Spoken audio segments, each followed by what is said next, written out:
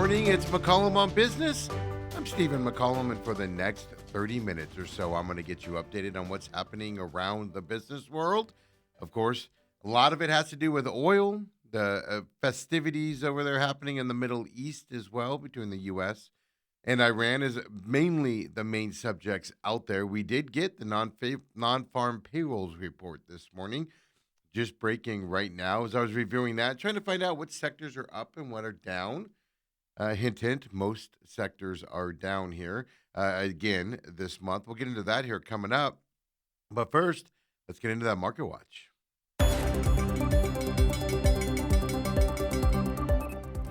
Yeah, not going well. The market is on its way to having the worst week performance since October. U.S. oil officially at $90 a barrel right now. Brent crude breaks above $90 a barrel as of this second. That is breaking right now as well. And look, that's obviously affecting the futures here as we wait for the market to open coming up here at 7:30. The Dow Jones right now is down 599 points. S&P 500 is down 77 points right now. The NASDAQ futures down 358.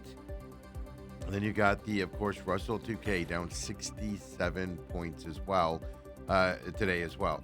It's all based around this war. It's all based around people taking money out, mortgage rates going up, treasury yields going up, oil through the roof. Yeah, even Bitcoin back down below 70,000 today, 69,156 for Bitcoin here early this morning. So we're going to have another down day, most likely, on the market. And as I said, worst week since October. And Brent oil, $90 a barrel. It just hit right now as well. So, look, it's not all good news out there. There's very little good news out there as well. So let's look at some, pre-market trading here and see if we can find any good news out there. And, of course, we're going to start with looking at oil stocks out there, as that is the name of the game right now in terms of what's affecting these markets.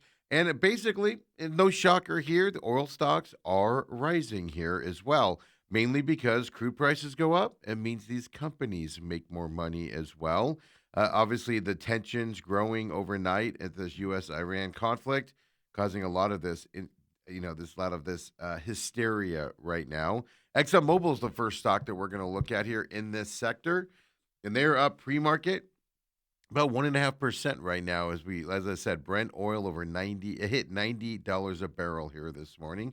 Let's look at Chevron as well here in pre-market trading.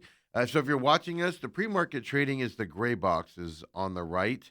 The green and the numbers you see on top are what they closed at yesterday. Just to give you a perspective here of what you are looking at. Chevron also up about 1% here today, based off of that news. And folks, these are getting higher too.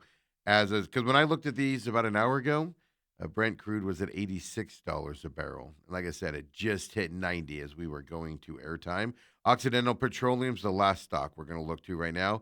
That's up the biggest here today, 3.3% here in pre-market trading as well. So we are, U.S. oil and Brent has scaled.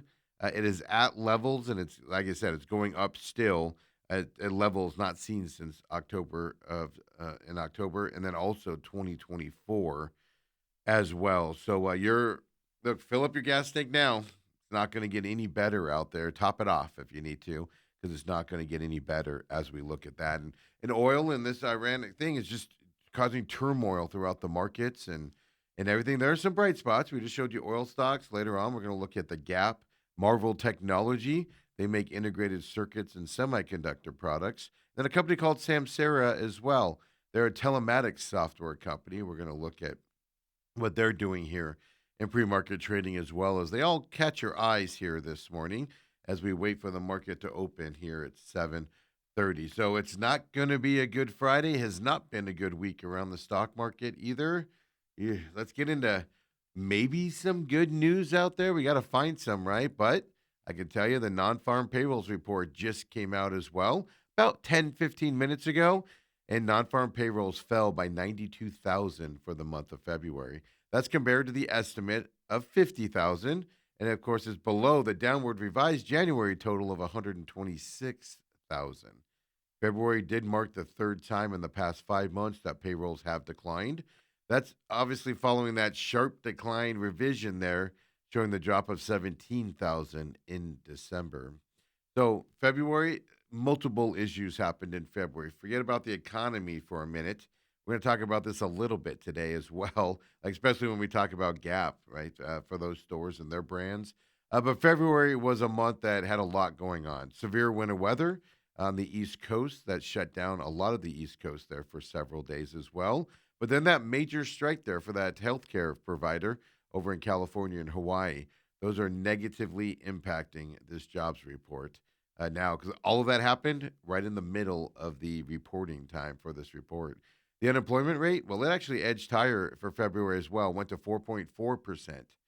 Jobs declined across many key areas that have seen growth even with this economy the way it is as well. Then, if we look at the broader measure, that's where the unemployment that includes discouraged workers, meaning people that aren't looking for work because they're discouraged, or even those holding part-time positions just because they can't find a suitable full-time one right now.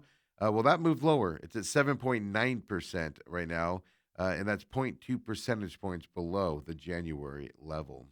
So, what sectors were negatively impacted here in this payroll report? Well, healthcare. That's the primary growth driver in payrolls. Healthcare is always is. It saw a loss of 28,000. That can directly be attributed, though, to those strikes that happened in those Kaiser Permanente hospitals that sidelined more than 30,000 workers in Hawaii and California.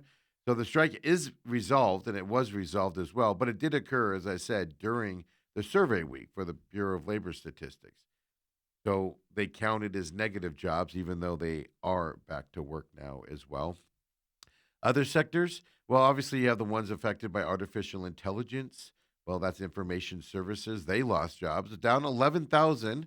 And that's part of a very year long trend here in which that sector has lost an average of 5,000 people per month. And a lot of that can be attributed to artificial intelligence out there. The big one here, though, is federal government employment fell. Not a shocker. It's been falling for a few months now as well, but it fell 10,000 again here in February. We all know Donald Trump has an effort to kind of get down and slash a lot of those federal payrolls. Well, that specific government sector here on these things, if you look at it on a macro level, 330,000 jobs here over the last year. That's 11% of the total workforce. That's since October of 2024. So big losses there in the government sector side of things. And they're continuing here with this 10,000 loss in February. Transportation and warehousing, well, they saw reductions of 11,000 positions as well. One of the few that I saw, because like I said, I was doing this right before showtime, trying to cram it in. One that I did see that had up was social assistance. That was up 9,000. I'll say this. Normally, you can look at this non-farm payroll report, and it's a very line here on which ones are gains and which ones are negative.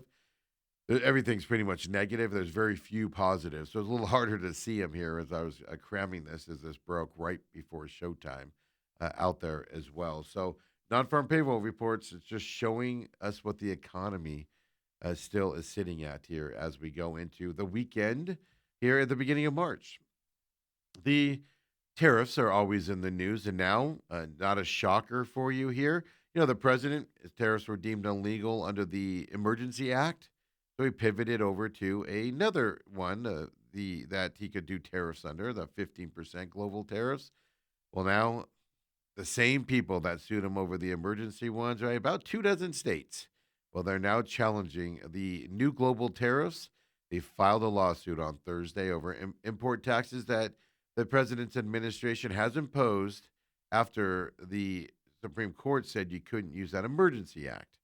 They're not a shocker to you here. They're all Democratic attorneys generals and governors that filed this lawsuit.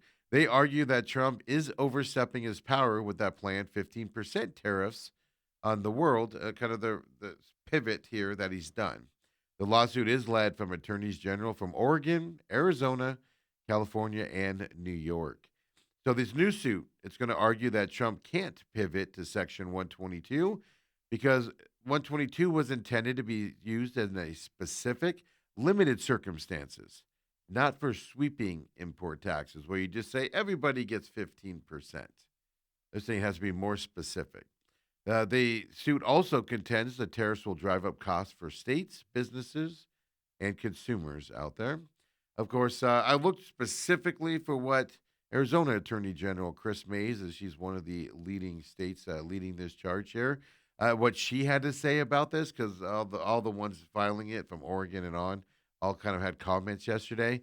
So I focused it on Arizona. Obviously, that's where we're based at here. And Chris Mays there pointed to a New York Federal Reserve Bank study, and that study found that Americans largely bear the cost of the tariffs, and they estimated at $1,200 a year per household in increased dollar amounts. Here's Chris May's actual quote, that is money out of the pockets of American families trying to buy groceries, pay rent, and keep their small businesses afloat. So that's the angle they're taking here is that the common man is being affected by this out there. Many of the plaintiff states, well, they successfully sued over those tariffs imposed under the International Emergency Economic Powers Act, right? The Emergency Act. Like I said, same people that sued under that and won. Well, now they're suing under this one as well. It shouldn't be a surprise at all that that they're doing that. To be honest with you, is waiting for it to come. Actually, and surprised it took so long for it to be filed as well. But Arizona Attorney General, I know that's her job. I get it, but she's never found a lawsuit that she does not like putting her name to, and going down that route as well. And I'm stalling here for a second because I have to fix something on my screen. And interesting here about the economy as well. So, discretionary income is a big thing right now, and what's being spent and what isn't being spent, more importantly. And there are a lot of companies, Tesla, Starbucks, Chipotle, places you eat out.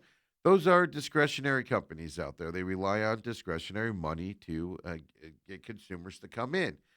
And a lot of the large ones there, large cap consumer discretionary companies, well, it's official. They've posted their weakest earnings season in almost 6 years now. Obviously, it's not just consumer spending, but it's high cost, softer demand, still elevated prices are all weighing on these big companies' results. So the big cap ones are Tesla, Ford, car manufacturers, Starbucks. Well, they all missed estimates for themselves. And if you look at the whole discretionary income side of the companies, only 56% of those companies in the S&P 500 consumer discretionary sector, only 56% of those did beat gap earnings estimates in the fourth quarter. Yeah, that's below the 73% beat rate for the broader index. It's also the lowest level of outperformance since the first quarter of 2020. This just simply reinforces that consumers remain very diligent on where they're going to spend their discretionary money. A lot of that for the consumer side, inflation it continues to be there. For the companies, tariffs are hurting their gross margins in the back half of 2025. We knew that was going to happen. Companies had already pulled and done as much as they can to counter the tariffs, right? Companies had already done a lot of those easy cost cutting levers. Those are things like job cuts. We've seen that a lot. Lower transportation expenses, making further margin gains very hard for these companies now because all the easy stuff to make better margins is done. So now, how do you do it at that point? Shoppers, you know, uh, you're seeing it in report after report after report. Even the top level spenders are starting to pull back a little bit now as well, and shoppers may have hit a breaking point, with this discretionary spending because obviously bills, are going up constantly. Just your household bills, electricity, water going up as well, things to that. And now you just don't have as much money with that discretionary income side. So what that's doing is that's forcing some retailers to lower their prices to spur demand, hurts their margins out there as well. So we're seeing some actual numbers here now on discretionary spending with these companies that look, you're not going to go to a Starbucks if you can't afford it. And so those types of you're not buying a car if you don't have the money to buy a car. Well, most people aren't. But it is out there. We're seeing big numbers here now coming in at those levels. And this is a story that's just near and dear to my heart here. And I don't feel sorry for the postal service at all, especially that story last week of how the Supreme Court ruled that they don't have to deliver your mail. They can just say F you and not deliver it, right? That was a big That was a big story last week in my eyes.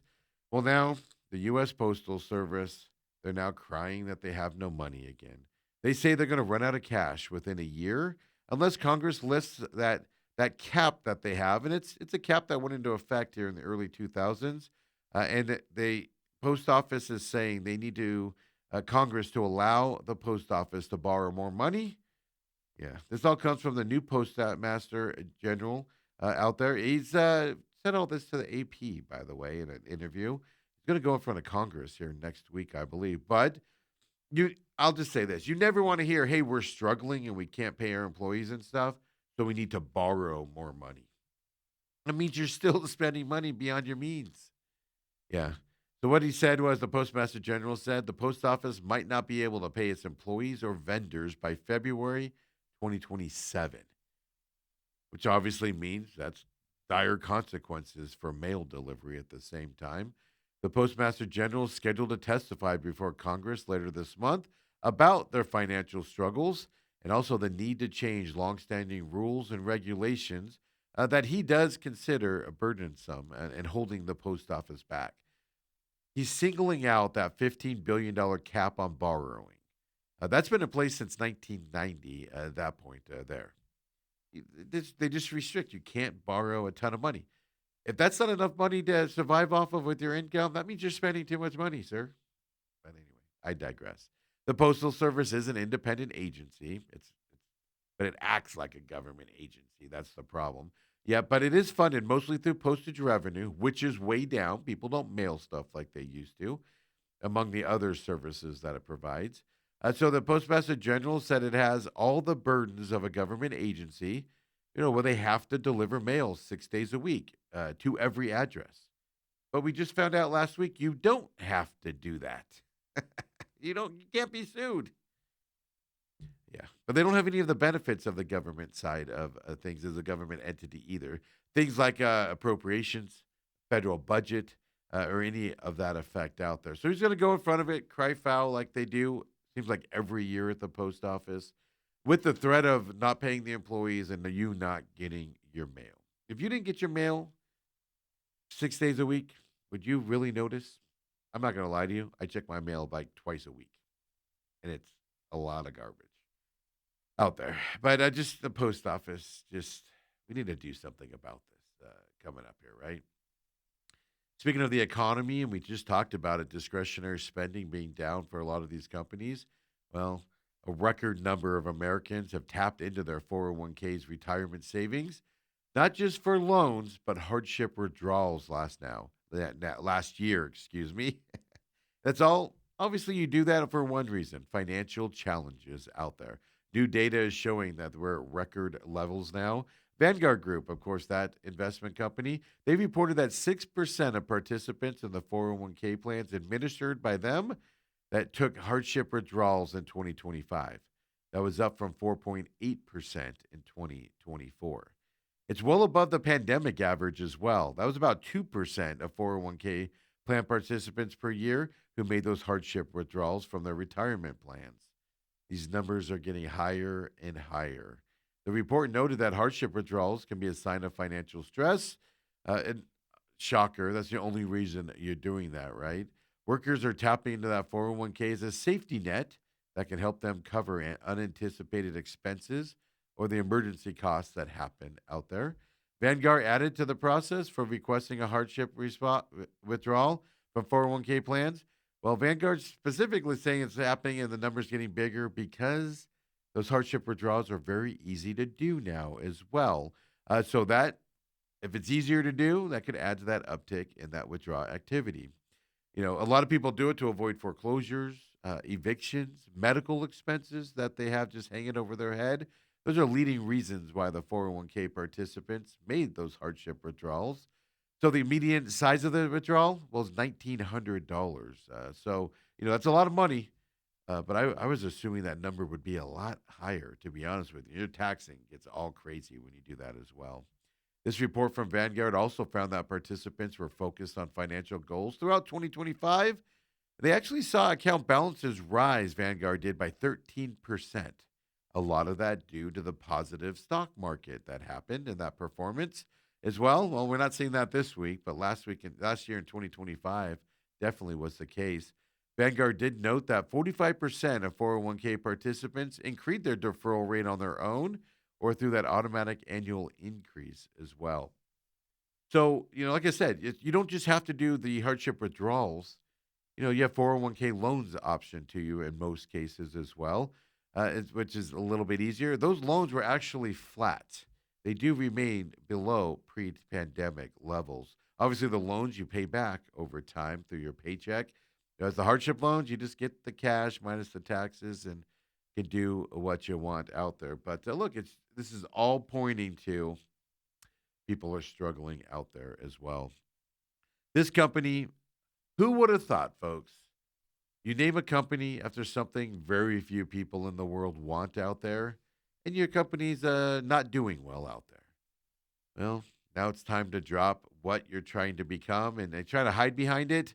Yeah, we're talking about that company. My favorite to talk about because it's failing Beyond Meat, folks. Yeah.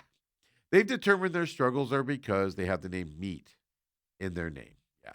Beyond Meat is officially dropping meat from its name. It's moving beyond the market that nobody wants to be in, right? Struggling market for plant based burgers, sausages, chicken tenders. Yeah, they're trying to expand into new categories like protein drinks and things that people might actually, you know, take from them. So the company has now been rebranded as Beyond the Plant Protein Co. All the branding is going to say Beyond. I'm telling you this because I'm going to warn you. If you see Beyond on the packaging, it's plant based stuff out there. Oh, they changed its website and social media channels this week. Beyond introduced its first beverage, that sparkling protein drink. It's called Beyond Immerse. They did that in January. We told you about that here at McCollum on Business. They plan to release a protein bar this summer as well. So this is a big company refresh here because this company is just failing galore out there. U.S. sales of plant-based alternatives to meat, well, they're flagging. They're terrible. They've dragged this company beyond right down with the lagging sales. The company's net revenue dropped 14% in the first 9 months of 2025. Its shares have been trading below $1 since the start of this year. And speaking of discretionary income, it's amazing how fast you get unhealthy with your food. When you want to cut back on discretionary spending out there as well. So a lot of factors here, but Beyond Meat, get rid of the meat. They think we're going to be interested in their products if they change their name out there. And we're going to look at the stock gap here coming up here when we come back in a little bit and look at the stock market. But I'll just give you this story here with Gap and those historic winter storms right on the East Coast that shut down swaths of the East Coast for several days and everything. Well, those obviously means retail stores have to close. People can't get around. Nobody's going to shop. Well, those store closures actually weighed on Gap's performance during its holiday quarter. It even contributed a worse than expected result in its portfolio of brands. They have a bunch of brands out there as well. So, obviously, the cold weather, snow, ice throughout much of the U.S. in January, well, that actually led, they said, to about 800 temporary store closures at the storm's peak. It's a lot of stores being closed. So that they're contributing that specifically to a miss on comparable sales for all of their brands, but specifically Old Navy and their Gap brands as well.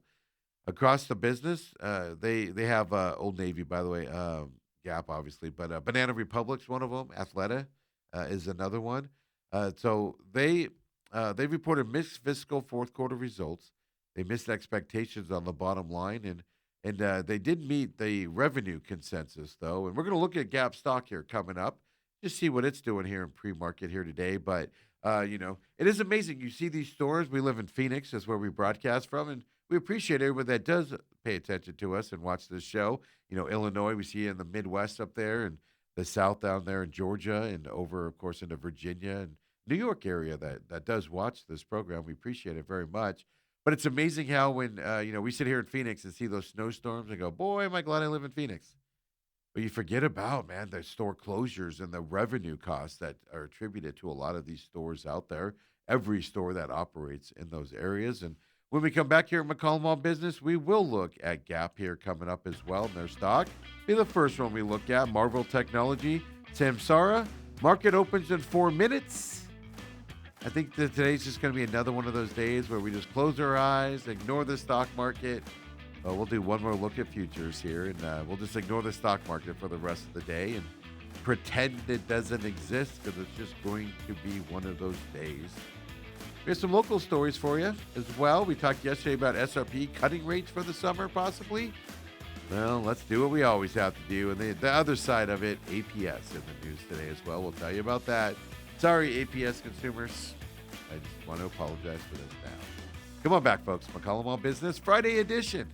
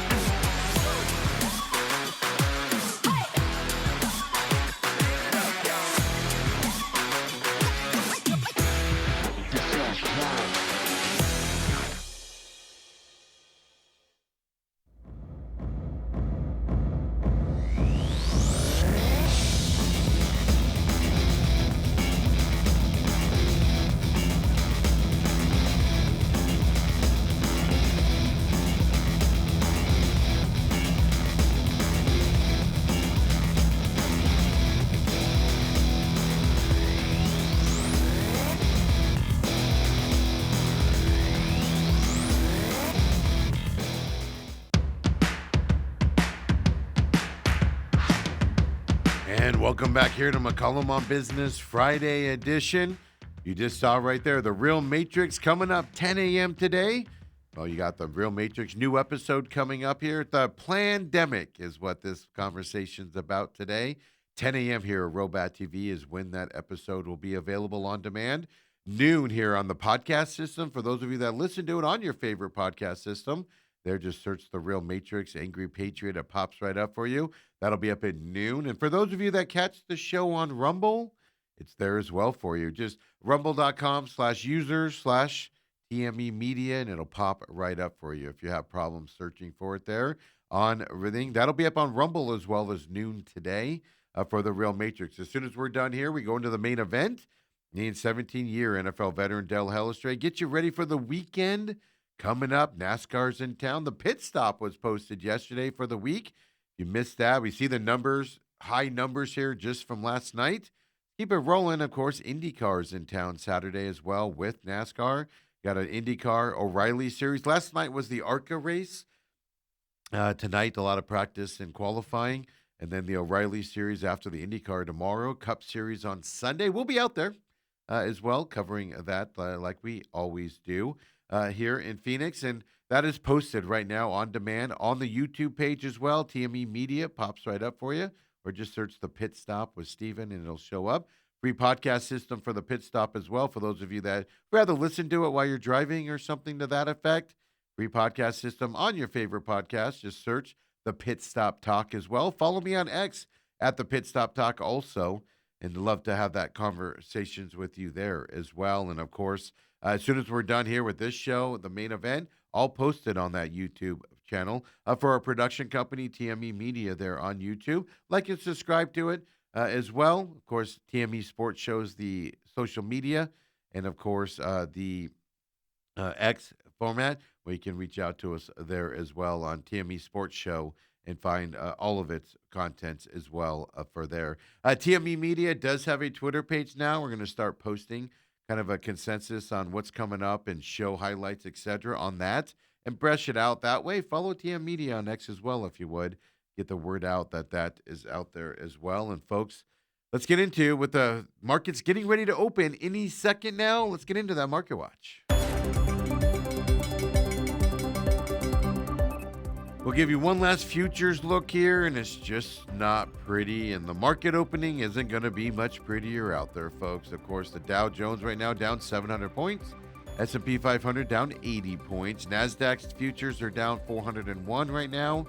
The Russell 2K futures down 66 right now as well. Everything is down because Trump's made some comments this morning. It spiked oil. The surprise job losses in February, we already talked about that earlier in the show, all going to affect the market today as well. Brent hit $90 a barrel right before showtime earlier. I'm looking it up right now as well, and it's still in that range. I'm showing it at 89 right now for Brent crude. We'll see if it did come down from the 90, but it's still up there. Like, it's just going to be one of those days. And then you got Bitcoin back down below the 70,000 level as well. 68,806 for Bitcoin here today. So that's the futures. Let's look at some stocks here as well. We just talked about Gap before we went to break. So let's look at their stock here as well. Gap, as I told you in that story, Old Navy, Banana Republic, what's the other ones? Atletica, as well as obviously Gap there as well. Well, they're down big today here as well. They're down about 8% here in pre-market trading. They reported their fourth quarter earnings, as I told you earlier. They disappointed 45 cents per share. Analysts were expecting 46 cents per share. Their revenue, as I told you, did come in within expectation levels for them, but their stock down 8% here in pre-market trading for the Gap. And as I said in that story before the break, if you missed it and you're just tuning in now, they're blaming a lot of it on the snowstorms and the weather in the East Coast and closing their stores temporarily at times as well. Next up, we're going to look at is Marvel Technology. This company always reminds me of the movies and the comic books, right? They do integrated circuits and semiconductor products. Well, they're up 11% here in pre-market trading. Strong quarterly results led by artificial intelligence demand for this company. Yeah, for their fourth quarter, they did adjusted earnings of 80 cents per share. Expectation was 79 cents per share. Revenue of $2.22 billion. Expectation was $2.21 billion. But also, the management of Marvel Technology said that they expect its year-over-year revenue growth to increase each quarter in fiscal 2027, obviously based off of artificial intelligence demand for them. 11% up here in pre-market trading. And then a company, Samsara, out there is what we're going to look at. Telematics software company. I don't know what any of that means, but they're up 11% here in pre-market trading this morning for this company. They see full-year adjusted earnings ranging from 65 to 69 cents per share. And the estimate, 59 cents per share. So they're coming in well above that number with at least their guidance here. They show revenue. They think revenue is going to be between 1.97 billion and 1.98 billion. The expectation is only $1.92 billion.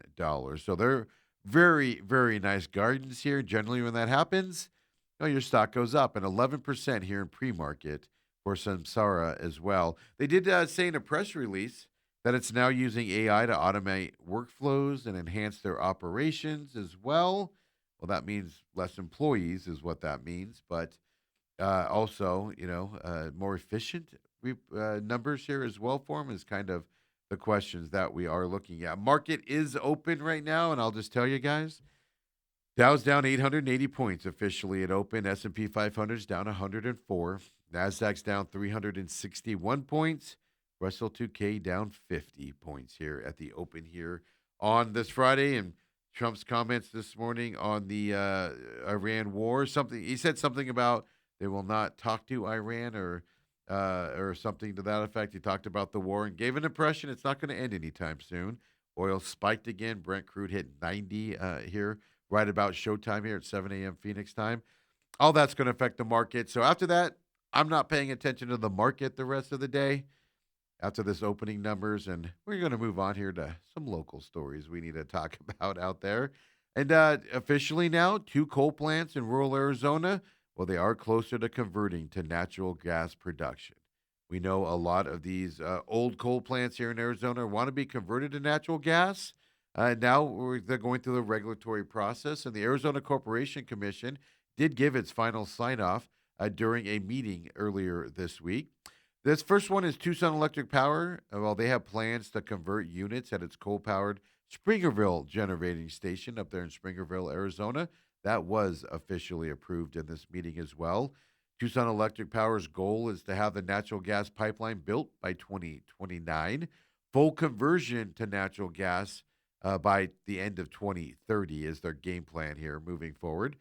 During the meeting, which was interesting, TEP, Tucson Electric Power, they said the conversion will cost about $200 million, but they did say that an application to the commission is what they put in there, and they said it would cost about $170 million from that perspective. So they're guessing a little bit higher than what the bids are, I guess we could say.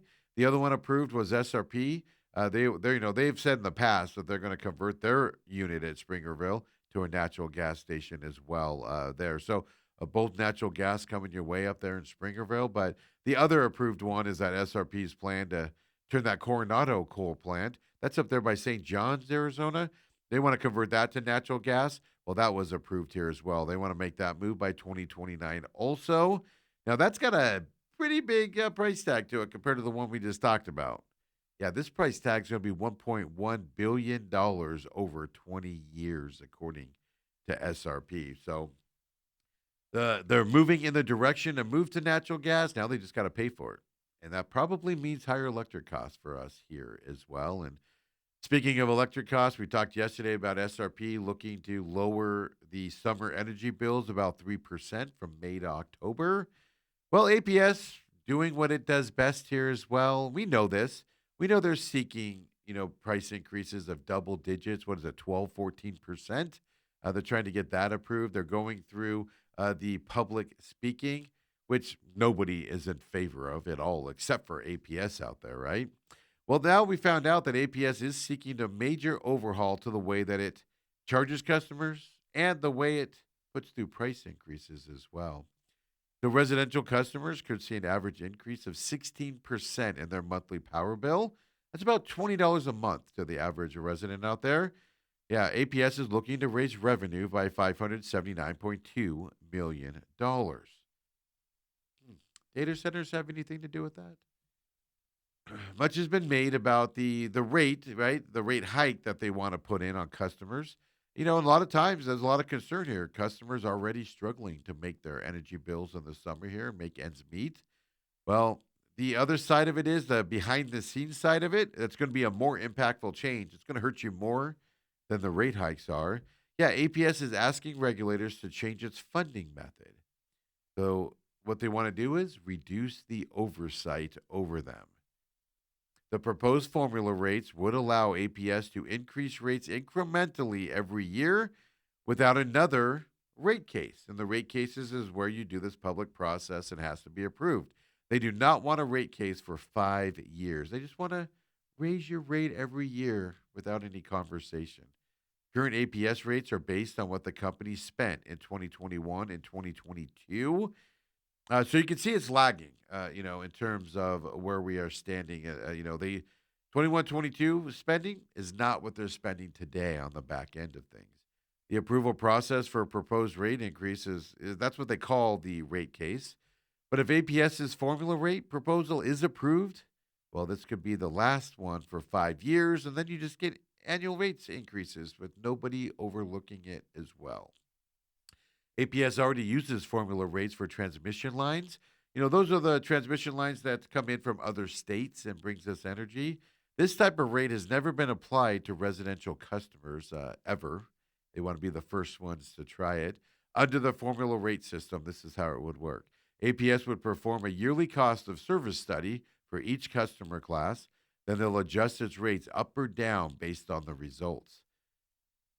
Yeah. How much you want to option, they won't go down at all, right? They say that this would allow for more incremental increases based on current data instead of going back every few years with the old data of, like I said, now they're talking about the spending in 2021, 2022. They want to go more towards what is currently being used out there. Data centers drawing that up, which means you're going to get increases because the data centers are drawing more energy out there.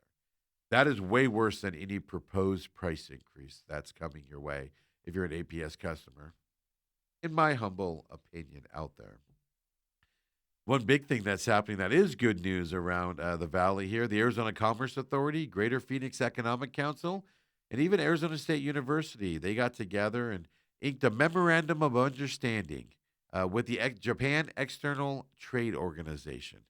What this memo of understanding is it's going to accelerate collaboration in the workforce, semiconductors, and research and development. It will support technological exchange and human resource development partnerships involving Japanese companies specifically. Not just the companies, though, but Japanese universities, local governments would be able to work together as well. Key initiatives under the agreement, well, they're looking to organize joint events and programs to facilitate collaboration and get more expansive opportunities here as well. They want to implement programs with Japan's semiconductor systems over there. And I also want to leverage networks to connect Japanese regional ecosystems with ASU and, of course, Arizona based companies at the same time. Why Japan specifically? Well, Japan was the source of 15 new international projects brought to Arizona's pipeline in just 2025. That's more than any other country out there. Those 15 projects represented $2.4 billion of investment in Arizona as well. We got that number from the Business Journal. Last year, Arizona opened a trade and investment office in Japan as well. So, memorandum of understanding and get more of that economic benefit here from across the Pacific Ocean there to Japan to get more of that work here as well as what we are looking at. And folks, as I said, we're just going to close the book on this week in terms of the stock market. It's actually getting worse right now as well. It's possible we're going to see another thousand point loss day here on the Dow if it continues to trend this way. Brent crude is back at the $90 level here right now. It's just fluctuating between 89 and 90. Gas is gas number as well. The Trump comments exactly. I just looked it up as I said earlier. The comments are what drove the market into this chaos here this morning. U.S. crude, by the way, is at $88 right now. As I told you, Brent crude is above $90 a barrel right now as well. But Trump said no deal with Iran to end war without unconditional surrender by Iran, and that has caused this market to react the way it has. Then you've got the U.S. payrolls report we talked about at the top of the show as well. Let's go have some fun this weekend and get away from this economic turmoil that's happening out there. Wish everybody have a great weekend. We'll be back on Monday, 7 o'clock here, McCollum on Business. Come and join us, would you? And hopefully we're headed to better times next week compared to what we saw this week. Keep our fingers crossed here, folks. See you on Monday.